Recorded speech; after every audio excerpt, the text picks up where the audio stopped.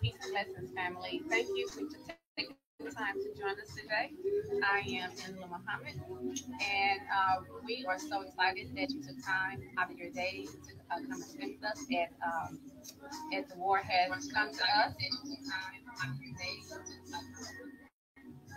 The Black Agenda, the war has come with us, and our first guest speaker is going to be Guy Nollywood Jr. You're familiar with him. He's a Pan-African nationalist and a social media educator via his YouTube channel, Guy Nollywood Jr. He currently lives in the state of New York, where he earned his bachelor's degree in business. So just help us welcome Guy Nollywood Jr. All right, Guy.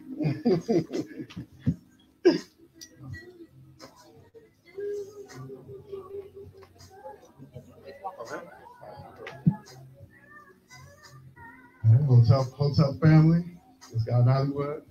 I'm just so happy to support my brother with the Black First event.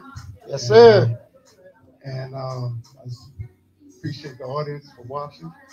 And before I start, I want to give a big happy birthday to the Honorable Marcus Messiah Garvey Jr. That's right. That's right. Everybody to just put up the Pan-African flag for him, you know what I'm saying? So, that's right. So I just want to throw that out there. Let me just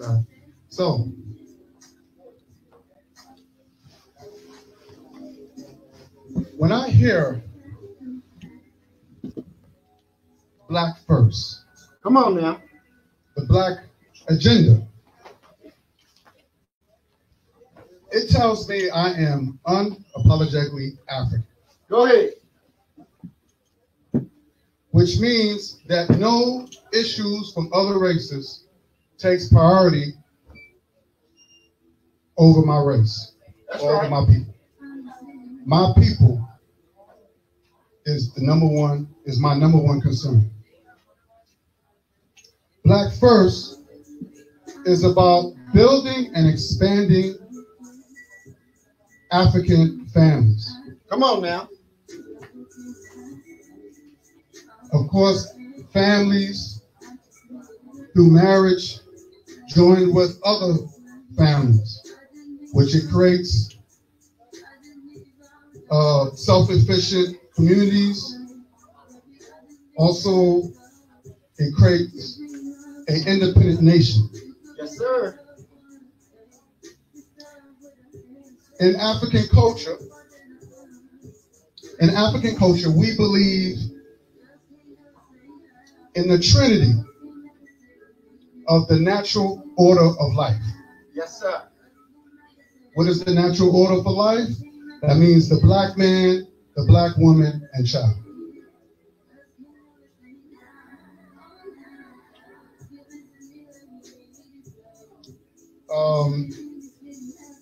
Sorry. Okay. Oh. It was law in Africa that no woman should be without a husband. Come on. Polygamy was very popular, where you have the black man, he was the king, he had multiple wives. They all played a part, they all had a role, and which the women, who was the wives, formed a sisterhood. And that sisterhood helped increase the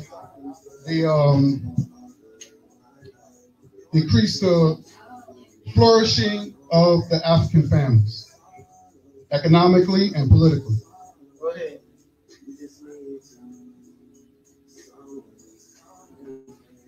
When the invaders came to the shores of Africa, they witnessed the love, the respect, and the economic gain and political gain which is the power base of the family. Yes. So what they did, they said, we must destroy their power base. by separating the families. So they start enslaving our ancestors and separating our families. They did it before they got on this. They did it. They started doing this before our ancestors got on this. Before they got on the slave ships, and they started separating the families when they got to the shores of the Africas, of the Americas. I'm sorry, when they got to the shores of the Americas.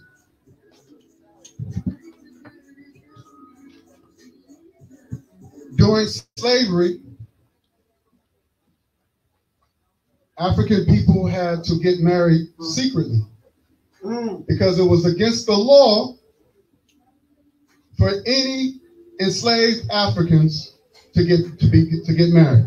Come on now. Why? Why is that? Because they knew that marriage was a part of African culture. That's right. But my mother also told me that marriage is a business contract. Break it down. What is a contract? Break it down. A contract is an agreement between two parties creating a legal obligation for both to perform a specific act. What is a business? A business is which to organize efforts and activities of individuals to produce and sell goods and services for what? A profit.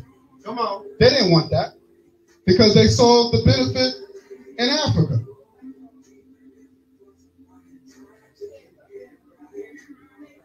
When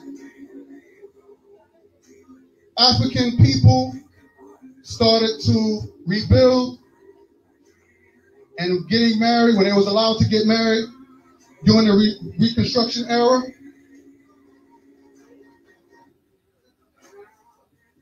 the enemy did not like that. The United States government has said, you know what?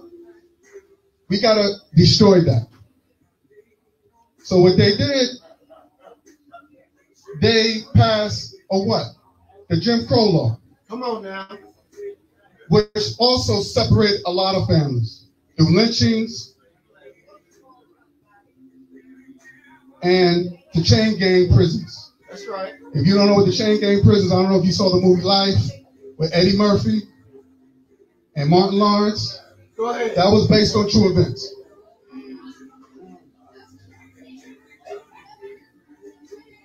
Right after the United States government killed Dr. King,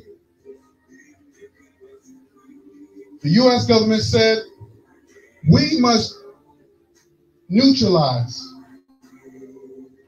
black people's power base. History starts to repeat itself. That's right.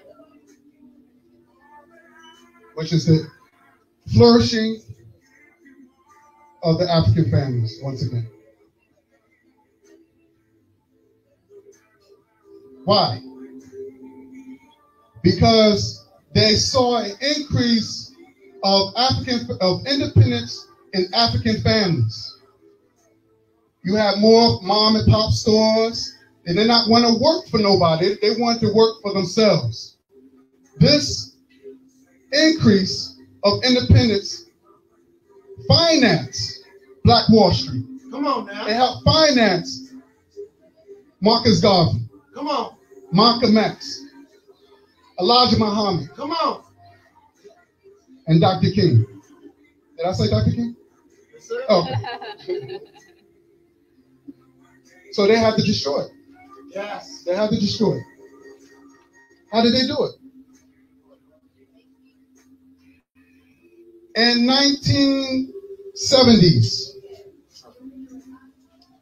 the U.S. government started to shut down all the factories, getting rid of all the trade programs that was in the colleges.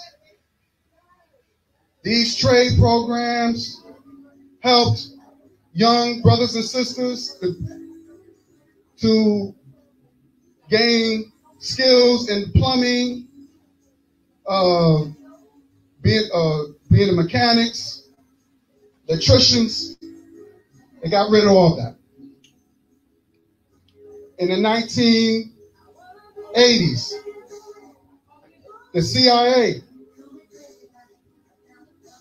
turned the upper African communities into what you see is now as ghettos across America by dumping drugs and guns on African people. Yep, sure did. In 1990, Come on. you had the Bill Clinton crime bill. Come on. Everybody should know about that. What is the Bill Clinton crime bill? The 3 strikes you out. That bill had imprisoned a lot of brothers who either smoked or sold drugs, send them off to prisons with felony records. Then the government, what the government did was slick. They created a corrupt welfare system. Come on. And told the black woman, we'll take care of you, but you can't have no man in the house. What that did, that increased the children being born out of wedlock without fathers in the homes. Bring it, brother. In 2000s, George W. Bush passed a bill called the Faith-Based Initiative Bill, Talk about where black churches were being financed by the government for the exchange to not to participate or interfere with any social, economic, and political movements of African people. Come on. This is the reason why you don't see them out there like they used to in the past. So yes, family, the war has come to us. That's right. Come on, tell them. But I want to say this, because this is 2 things I want to mention. Hope I'm not forgetting anything.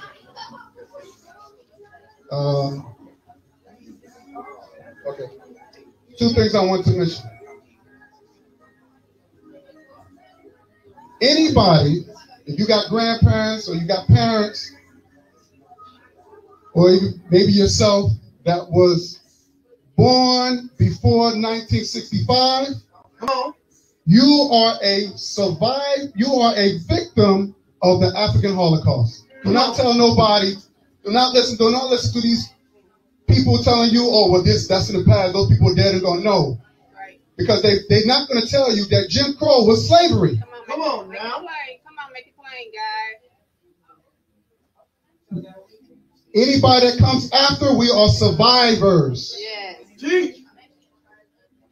This is the reason why we are fighting and demanding the U.S. government to give us reparations. Because they gave everybody else reparations. Come on They now. gave Jews, they take our money, our $700 billion, give it to Israel. They already got money. Call the road. Call the road. They already got money. The Native Indians got money. That's right.